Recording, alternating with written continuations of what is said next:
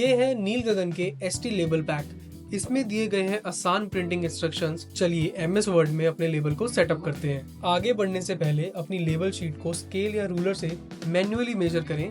Height, width, margins और gap को अच्छे से नोट करें।